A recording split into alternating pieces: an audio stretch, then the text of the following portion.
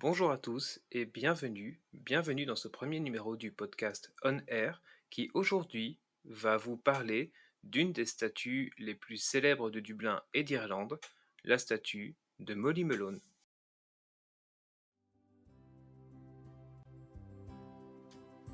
En 1988, Dublin fête officiellement son premier millénaire et pour l'occasion, la ville a organisé une multitude de festivités pour célébrer ses 1000 ans d'existence depuis la fondation par les Vikings.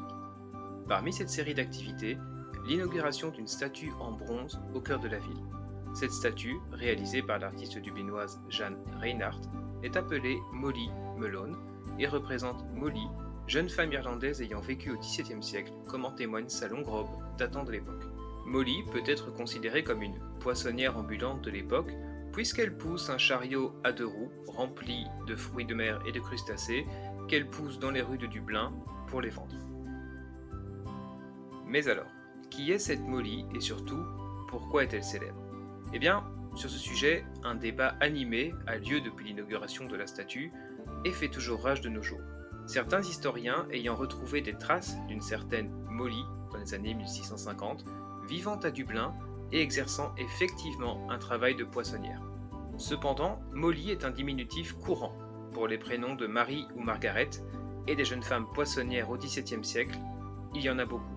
Donc, nous allons conserver la version actuelle et officielle de la ville et de l'artiste, disant que Molly est inspirée de toutes ces femmes, mais n'en représente pas une en particulier. Du coup, quelle est l'origine de Molly Malone? Eh bien, la réponse se trouve dans le répertoire musical irlandais.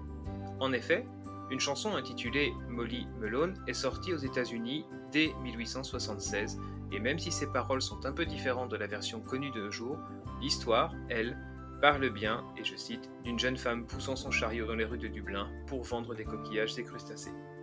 Et pour aller encore plus loin, une étude de 2010 a montré qu'une certaine Molly Malone était déjà mentionnée dans un recueil de chansons datant de 1790 appelé Apollo's Medley. Au fil des dernières décennies, et avec parfois quelques changements sur les paroles ou sur le rythme, la chanson Molly Malone a été reprise et interprétée par des dizaines d'artistes internationalement reconnus. Une des versions les plus célèbres est d'ailleurs celle du groupe irlandais The Dubliners, sortie en 1983. Même si la chanson est souvent considérée comme joyeuse de par son rythme entraînant et son refrain scandant Alive, Alive-O, le fond reste quelque peu triste et mélancolique, puisque le 3e couplet nous apprend que la pauvre Molly est décédée des suites d'une mauvaise fièvre, mais que son fantôme continue de pousser son chariot dans les rues de la ville. Et ce couplet est probablement la raison pour laquelle les Irlandais sont tant attachés à Molly, et pourquoi cette dernière est désormais considérée comme le symbole de la ville. L'Irlande a connu des siècles difficiles, causés par de nombreuses guerres, conflits, crises économiques ou encore épidémies. Et notamment au XVIIe siècle, la vie des Dublinois était très compliquée pour les travailleurs. Molly incarne clairement le courage et l'esprit irlandais de ne jamais baisser les bras face à l'adversité.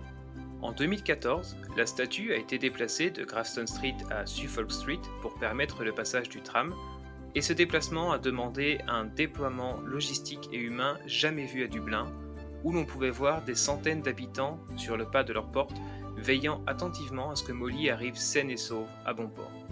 Aujourd'hui, de nombreux touristes viennent pour une photo ou un selfie avec Molly, d'autant plus que la légende populaire raconte que faire une photo en touchant une partie de la statue vous portera chance, la fameuse luck irlandaise.